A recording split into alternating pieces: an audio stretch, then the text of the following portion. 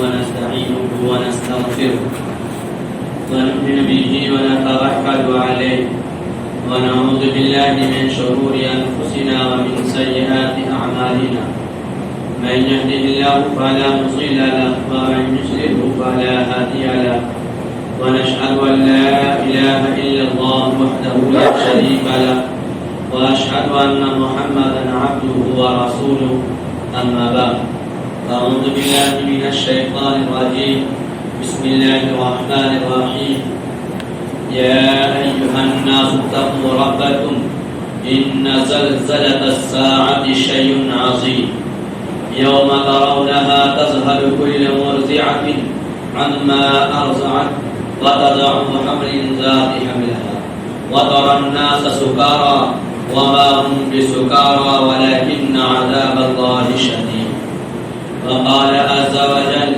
إن الله عنده علم الساعة وينزل الغيث. بھائیوں دوستو بزرگوں،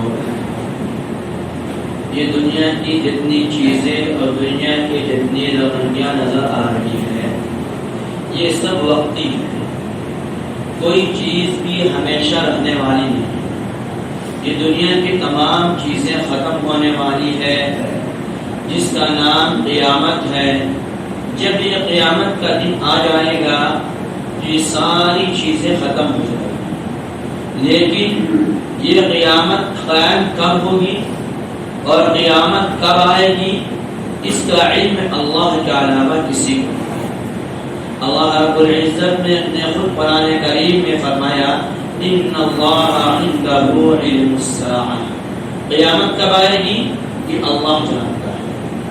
ایک موقع پہ حضرت جبرائیل علیہ السلام پیارے آقا صلی اللہ علیہ وسلم کی خدمت میں حاضر ہوئے اور آ کر عرض کیا یا رسول اللہ صلی اللہ علیہ وسلم قیامت کب آئے گی؟ مسلم شریف کی روایت ہے پیارے آقا صلی اللہ علیہ وسلم نے فرمایا کہ اس طریقے سے یہ بات سائل یعنی پوچھنے والے جبرائیل کو نہیں معلوم، اسی طریقے سے جس سے پوچھا جا رہا ہے اس کے علم میں بھی یہ بات نہیں ہے کہ قیامت کب اور کس مہینے میں آئے گی، اس کا علم اللہ کو.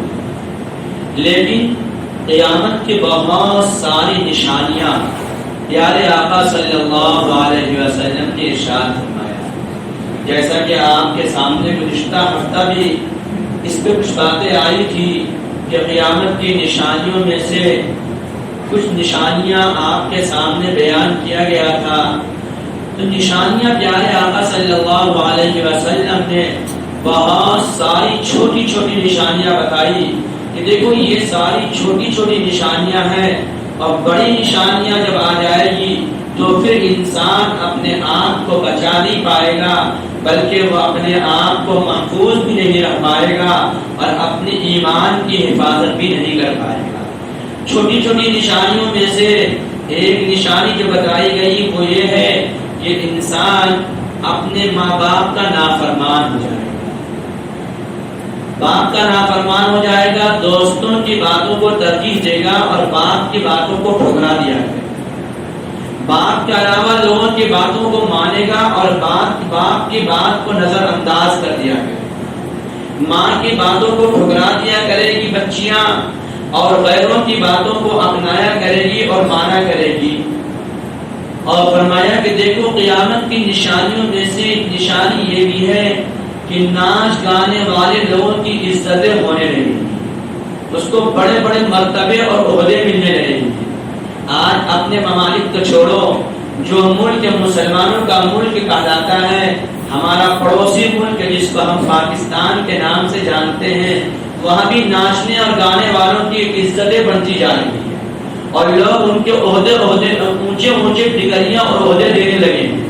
فرمایا قیامت کی نشانیوں میں سے یہ ہے کہ ان کو عزتیں ملنے لگے گی، انہیں کامیابیاں نظریں آنے لگے گی، ان کی لوگ عزتیں کرنے لگیں گے اور الگ الگ ناموں سے اس کا اعزاز کریں گے اور اس کو بڑھاوا دیں گے. فرمایا قیامت کی نشانی. اسی طریقے سے ناچ گانے کے آلات عام ہو جائیں گے. ناچ گانے کے آلات آج شاید کسی کے پاکٹ محفوظ ہوتا ہے، جس کے جیب میں وہ بھلے استعمال نہ استعمال، وہ اس کے استعمال پہ ڈیپینڈ کرتا ہے، لیکن بہرحال اس کے اندر وہ چیز موجود ہے اور اس کے اندر وہ اسباب موجود ہے جس کے ذریعے ناچ گانے عام سمجھا جائے۔ تو فرمایا ناچ گانے عام ہو جائیں گے، سود عام ہو جائے گا، لوگ سود کو الگ الگ ناموں سے لیا کریں گے اور لین دین کریں گے اور اس کے نام چینج کر دیا کریں گے، حالانکہ وہ سود ہوگا اور سود لیں گے اور دیں گے لوگ، لیکن اس کے نام بدل دیے جائیں گے اور بالکل عام ہو جائے گا۔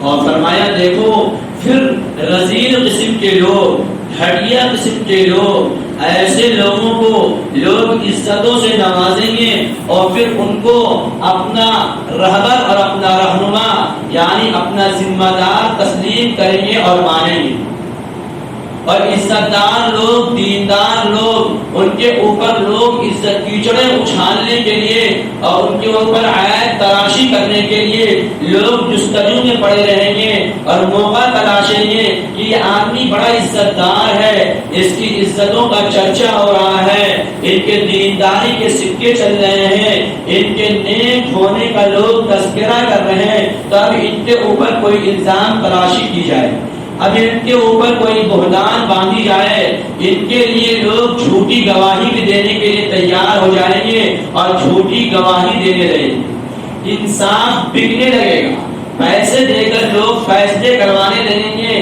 انصاف بکنے لگے گا اور یہ چیزیں عام ہو جائے گی، لوگ شراب کثرت سے پیئیں گے، الگ الگ ناموں کے ساتھ کثرت سے وہ شراب کا استعمال کریں گے، زنا کے آلات اور زنا کے جو ذرائع ہیں وہ آسان ہو جائیں گی، زنا بہت آسان اور نکاح بہت مشکل ہو جائے گا، زنا کے لیے کوئی مشکل ترین محنتیں نہیں کرنی پڑے گی، آسانیاں پیدا ہو جائے گی۔ ایک روایت میں ابو داؤد نے فرمایا کہ زنا کے آلات بھی آسانی سے میسر ہونے لگیں گے۔ زنا کے آلات کیا ہے؟ بلو فلمیں، ایسی فلمیں جس سے آدمی کا اپنا نفس ابھرنے لگے۔ آج یہ کتنے آلات عام ہو گئے کہ بند کمرے میں ایک نوجوان اپنے اس کمرے کو بند کر کے رات کی تنہائی میں، اللہ ماشاءاللہ میں سب پہ نہیں کہہ رہا ہوں، لیکن اکثر و بیشتر کیسی فلمیں اور کیسی چیزیں دیکھتے ہیں وہ ہر ایک آدمی اپنے بارے میں غور کرے، کوئی کسی کو کیا کہے۔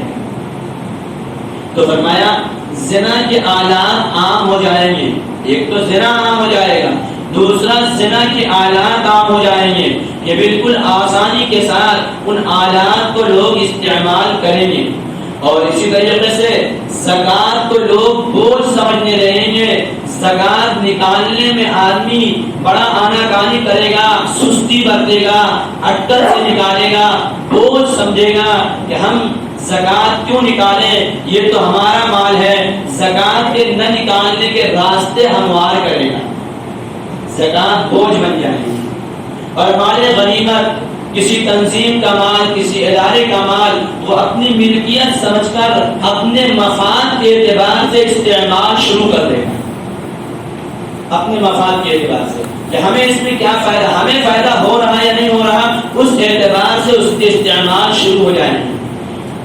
پچھلے لوگ، بعد میں آنے والے لوگ پہلے لوگوں کو برا بھلا کہنا شروع کر دیں گے، جس کو امام ترمذی نے تفسیر کرتے ہوئے لکھا کہ بعد والے لوگ پہلے لوگوں کو یعنی بعد میں آنے والی امتی صحابہ کو برا کہنا شروع کر دے گا، اور وہ یہ کہے گا کہ یہ کام تو فلاں صحابہ نے ایجاد کر دیا تھا، یہ کام تو فلاں نے کیا تھا، اور یہ صحابہ اچھے تھے، اور ایک نئی نمبر دینا شروع کر دے گا۔ کوئی صحابہ کسی کی نظر میں اچھے ہوں گے، کوئی کسی کی نظر میں اچھے ہوں گے، کوئی کسی کی نظر میں اچھے ہوں گے، یعنی یہ اس طریقے سے کرنے لگے گا کہ صحابہ کی بھی عزتیں اس کے سامنے محفوظ نہیں ہوگی۔ جیسے کہ آج بعض لوگ کہتے ہیں، ایک جماعت ایسی ہے جو اپنے آپ کو یہ کہتی ہے کہ صحابہ کا کوئی کمال نہیں ہے جو صحابہ کو ایسا مقام و مرتبہ دیا جائے اور ان کی اتنی تعظیم کی جائے، اس زمانے میں ہم ہوتے تو ہم بھی صحابہ بن جاتے۔ ایک جماعت کا یہ کہنا ہے کہ اس زمانے میں اگر ہم ہوتے ہیں تو ہم بھی صحابہ بن جاتے ہیں۔ ان بیوقوفوں کو یہ پوچھو کیا اس زمانے میں صرف ابو بکر نے ابو جہل نہیں تھا؟ اس زمانے میں عمر تھے، ابو لہب نہیں تھا، اس زمانے میں علی تھے، امیہ بن خلف نہیں تھا، وہ بھی تو اس زمانے میں تھا. تو یہ کیا مشکل ہے اور یہ کیا ممکن ہے کہ ہم ابو بکر ہی بنتے، ہم ابو جہل نہیں بن سکتے؟ بلکہ اس زمانے میں تو ایسے حالات تھے کہ اگر ابھی کے حالات پہ غور کیا جائے تو آج ذرا سی حالات آنے پہ ہم تلملا جاتے ہیں، پریشان ہو جاتے ہیں. اور صحابہ کتنی بڑی بڑی تکلیفوں کو جھیل کر کے بھی وہ صحابہ باقی رہے. ہم اور آپ ہوتے تو ہمارا ایمان اتنا کمزور ہے، شاید ہم رسول اللہ کے ساتھ چھوڑ کر ان کے ساتھ ہو جاتے ہیں. اس لیے اللہ نے ہم پہ کرم کیا کہ ہمیں بعد میں پیدا کیا اور صحابہ کے زمانے میں پیدا نہیں کیا. کہ تم اگر اس زمانے میں ہوتے تو تم صحابہ تو دور کے بعد تم تو دشمن رسول بن گئے ہوتے. اس لیے تمہارے اندر تو تحمل و بردباری نہیں ہے، تم حالات کو برداشت نہیں کر سکتے. ذرا سی پریشانی آ جائے تو تلملا جاتے ہو، ذرا سے حالات آ جائے تو پریشان ہو جاتے ہو. تو فرمایا کہ یہ چیزیں زکات کو تاوان سمجھنا، مشکل سمجھنا، بوجھ سمجھے جانے لگنا اور پھر مال غنیمت کو، کسی بھی ادارے کے مال کو اپنی مرضی کے اعتبار سے استعمال کرنے لگنا، یہ ہونے لگے گا. اور کیا ہوگا؟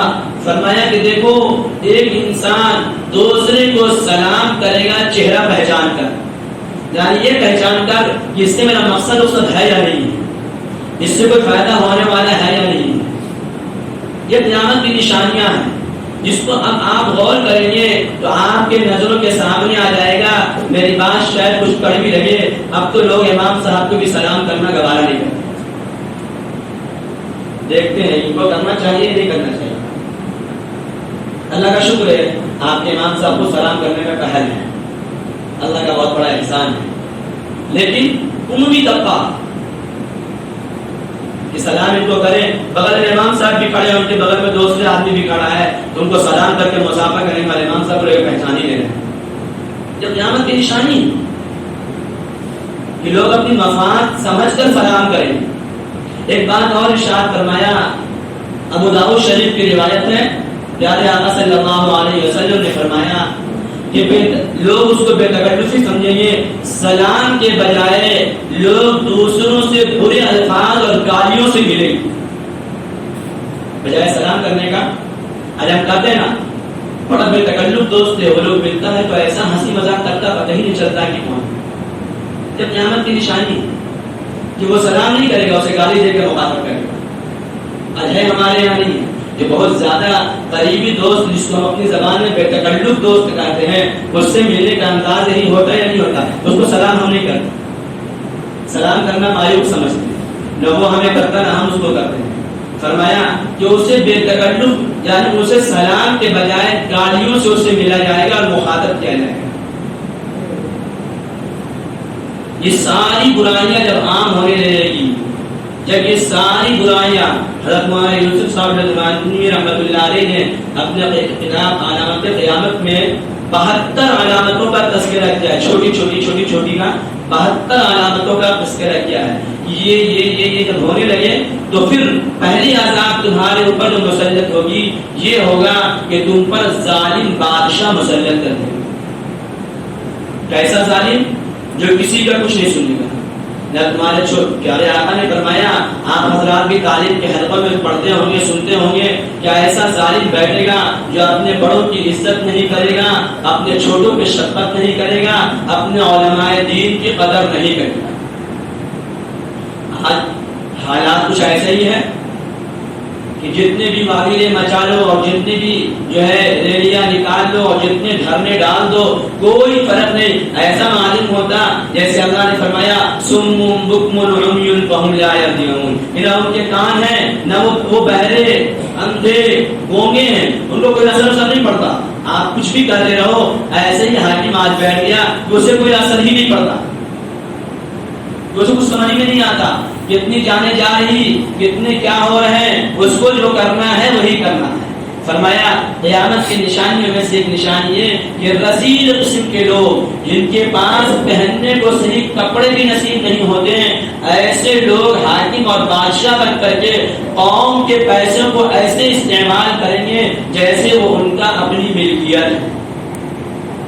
تو ظالم بادشاہ تم پہ مسلط کر دیا جائے گا. کیسا ظالم بادشاہ مسلط ہو رہا کہ ایسے ایسے ظلم ہو رہے ہیں جن ظلموں کو ہم اور آپ کبھی سنے نہیں تھے, اور سننا تو بڑی دور کی بات ہے, دلوں میں کبھی خیال بھی نہیں آیا تھا. آپ نے ابھی کل کا اخبار پڑھا ہوگا, غالباً کل ہی کہا, اور اخبار کی سرخی میں تھی کیا تھی, گورکھپور مندر کے قریب میں جتنے مسلمان رہتے ہیں ان کو نوٹس دے دیا گیا ہے, 1 ہفتے کے اندر وہ پورا مسلمان اپنے مکانات خالی کر کے چلے. اور پھر پورے تفسیر میں کیا لکھا کہ ان لوگوں سے کاغذ میں سگنیچر بھی کروا لیا گیا ہے. ان لوگوں نے یہ مضمون بنا کر سگنیچر کیا کہ ہم اپنی خوشی سے اپنے سارے جائیداد حکومت کو وقف کرتے ہیں. کیا کبھی ہم نے سوچا تھا کہ ایسی بھی زیادتی ہوگی, ایسے بھی ظلم ہوں گے, ایسے بھی حالات امت پہ آئیں گے؟ لیکن اللہ کے رسول نے آج سے 1450-1500 سال پہلے فرما دیا تھا کہ ظالم بادشاہ مسلط ہوگا جب تم ان حملوں کو کرو گے.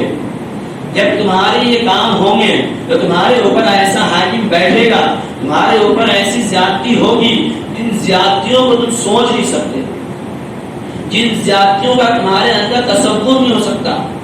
یہودیوں کا غلبہ ہونے لگے گا, ملک شام کے اندر یہودی قابض بن جائیں گے, بلکہ یہاں تک فرمایا کہ ان کی حکومتیں قائم ہو جائیں گی.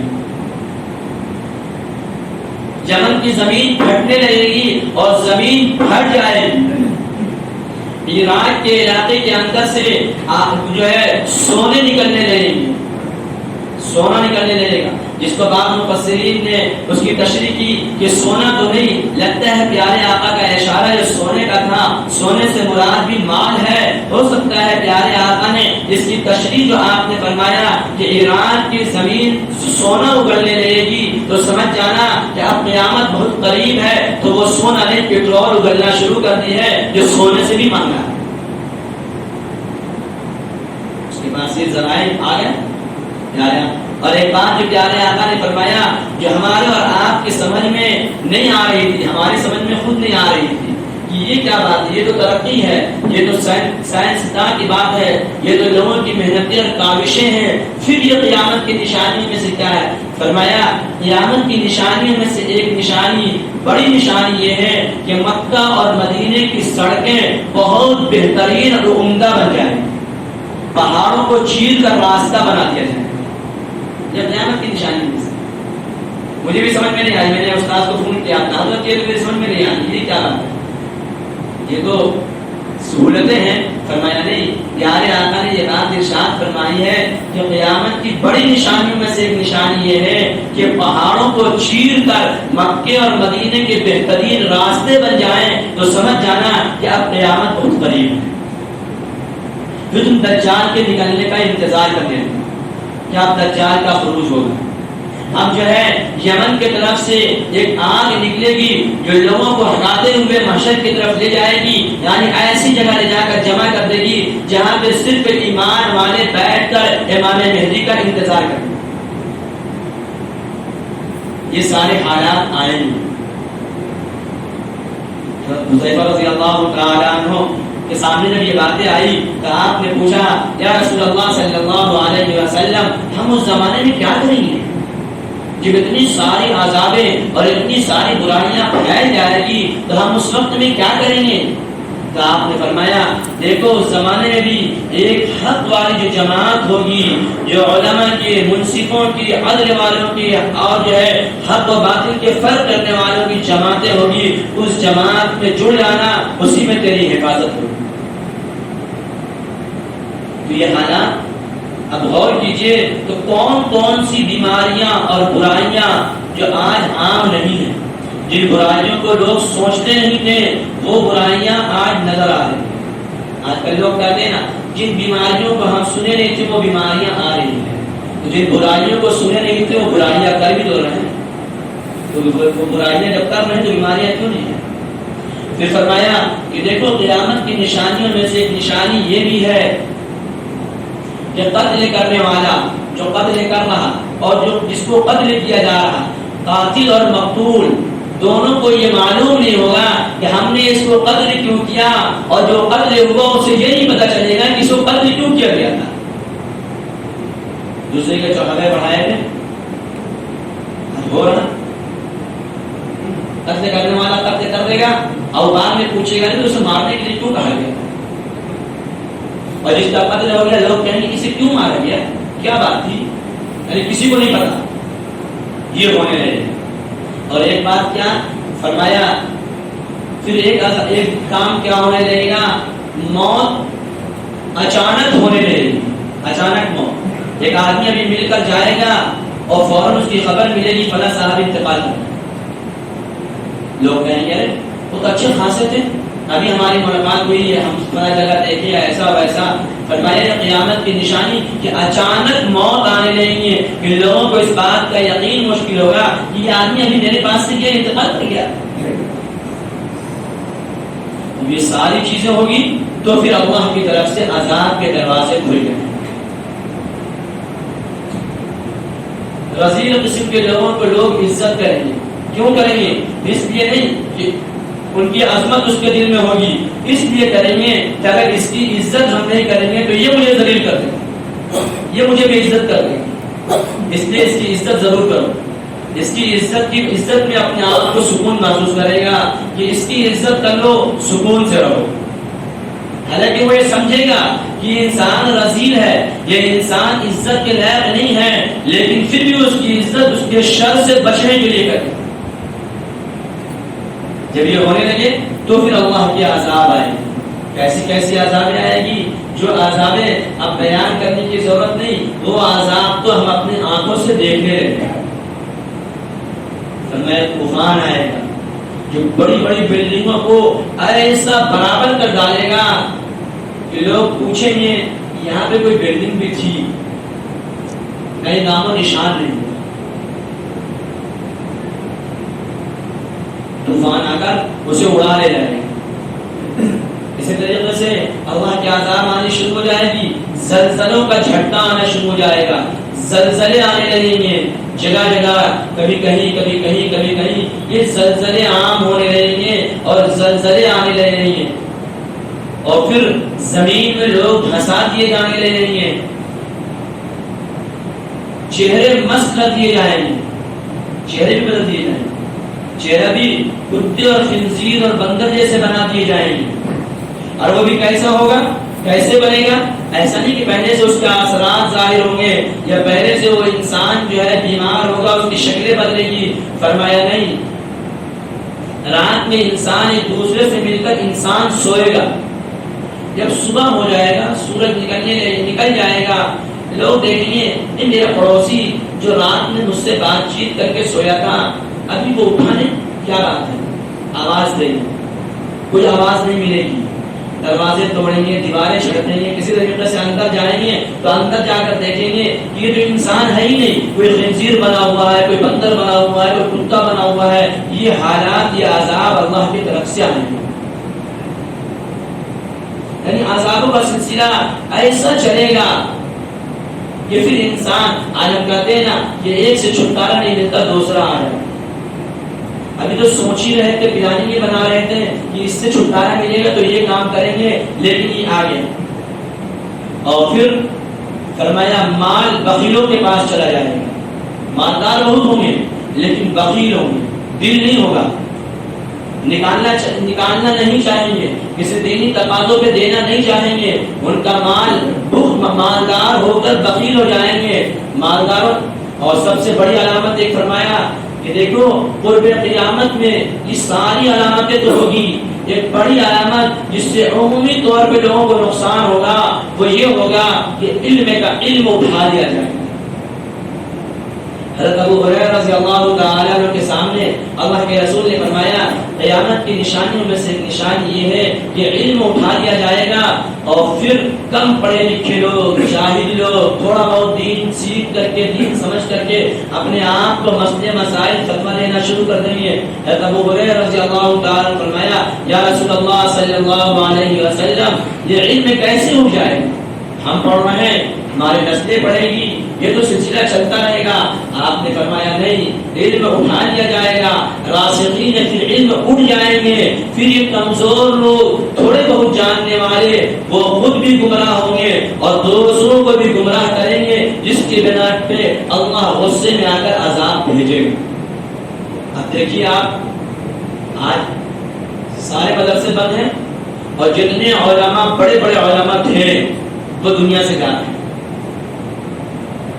قاری عثمان صاحب جیسی شخصیت، بحر العلوم نعمت اللہ صاحب، بڑے بڑے لوگ، مفتی اعظم دارالعلوم دیوبند، اسی طریقے سے ہندوستان، پاکستان، باہر ممالک، ہر جگہ جو جید عالم تھے جن کے علم کی توتیاں بولتی تھی، دنیا کی کسی بھی مسائل، کسی بھی چیز، کسی بھی حدیث، کسی بھی تفسیر ان کے لیے بوجھ نہیں، بلکہ ان کو اتنی آسانی کے ساتھ لوگوں کے سامنے بیان کر دیتے اور بتا دیتے اور سمجھا دیتے تھے. ایسے ایسے بڑے بڑے علماء دنیا سے جا رہے ہیں. ایک تو یہ جانے کا سلسلہ جاری ہے اور ساری یہ فیکٹریاں، مدرسے بڑے بڑے جہاں علماء بن رہے تھے یہ بند ہے. بھائی کسی بھی چیز کو زیادہ جمع کر دو، ایک بہت بڑی ٹنکی ہو 50,000 لاکھ لیٹر کا، لیکن پانی صرف نکلتا رہے نکلتا رہے نکلتا رہے، بھرنے کی کوئی صورت نہ ہو تو وہ کیا ہو، ختم ہو جائے. تو آج یہی ہو رہا کہ جو تھے وہ تو جا رہے ہیں اور جہاں بننے تھے وہ بند ہیں. اب کیا ہوگا؟ اب وہی ہوگا کہ تھوڑے موڑے جانے ہیں کچھ، وہ اپنے آپ کو بڑے سمجھ کر بس مسئلے مسائل بیان کرتے رہیں گے، خود بھی گمراہ ہوں گے اور دوسرے بھی گمراہ ہوتے رہیں گے. کوئی صحیح بتانے والا ہوگا بھی تو فرق پیدا کریں گے، نہیں ان کا نہیں ماننا ہے، یہ تو فلاں ہے، ان کی بات نہیں لینا ہے، انہوں نے تو فلاں کام نہیں کیا ہے. یعنی الگ الگ سوچ، الگ الگ مزاج بن جائے گا. نہیں، فرمایا کہ جب یہ ہو جائے تو سمجھ جانا اب اللہ کی عذاب تیزی کے ساتھ آئے. پھر اپنے آپ کو بچنے کے لیے کوئی راستہ نہیں ہوگا سوائے اس کے کہ جو حق والی جماعت ہے اس جماعت کے ساتھ، ان علماء کے ساتھ اپنے آپ کو چمٹ جاؤ، چپک جاؤ کہ اپنے ہر کام کو اس دور کے اندر بھی ایمان کے سودے بہت انداز سے ہو رہے. آپ خود بتاؤ ابھی جو حالات آپ کے سامنے گورکھپور کے بیان کیے گئے، ان کے سامنے دو آپشن ہوگا. ایک یہ، یا تو آپ خالی کر دو، اور اگر آپ کو بڑی دقت ہو رہی ہے تو پھر آپ مذہب جو ہے ہندو مذہب کو قبول کر لو، گھر واپسی کر لو. اگر آپ کو کوئی پناہ نہیں مل رہا ہے، کہیں کوئی چیز نہیں مل رہی ہے اور آپ سوچ رہے ہو ہم کیا کریں، تو تمہارے پاس راستہ کھلا ہوا ہے، ہمارے دھرم میں آ جاؤ، جیسے رہ رہے ہو. پیارے آقا نے فرمایا تھا ایک زمانہ ایسا آئے گا کہ لوگ اپنے ایمان کو بیچیں گے دنیا کی خاطر. دنیا کے خاطر ایمان کا سودا کریں گے. یعنی ہمیں دنیا میں جائے، ایمان چلا جائے تو چلا جائے. جھوٹی قسمیں لوگ کھانے رہے ہیں. تو اس لیے قیامت، علامت قیامت پیارے آقا صلی اللہ علیہ وسلم نے چھوٹی چھوٹی بھی پھر بڑی بھی اس کی تمام وضاحتیں کی ہیں. انشاءاللہ پھر بات آئے گی. اللہ ہمیں اور آپ کو صحیح سمجھ کے توفیق عطا فرماوے اور اپنے آپ کو اپنے گھر سے جڑنے کے توفیق عطا فرماوے. اس لیے دیکھو بھائی، ہمارا سپر پاور جگہ جو ہے وہ مساجد ہے، اور کہیں ہمارا اپلیکیشن اب قبول ہوتا نہیں ہے. چپلیں کیا جائے گی، کوئی سننے والا نہیں ہے. سننے والی ذات ایک ہے جو ہر وقت سنتی ہے، اور ایسا سننے والا ہے جو روزانہ اعلان کرواتا ہے 5 وقت آ جاؤ، جو کہنا ہے اپلیکیشن لگوانا ہے لگوا لو. تو اس لیے ہم اپنے آپ کو اس گھر سے جڑ جائیں، یہی نجات کا ذریعہ بن سکتا ہے. ورنہ کہاں بھٹکیں گے اور کون اٹھ چکے گا کوئی نہیں کر سکتا. اللہ سمجھ کے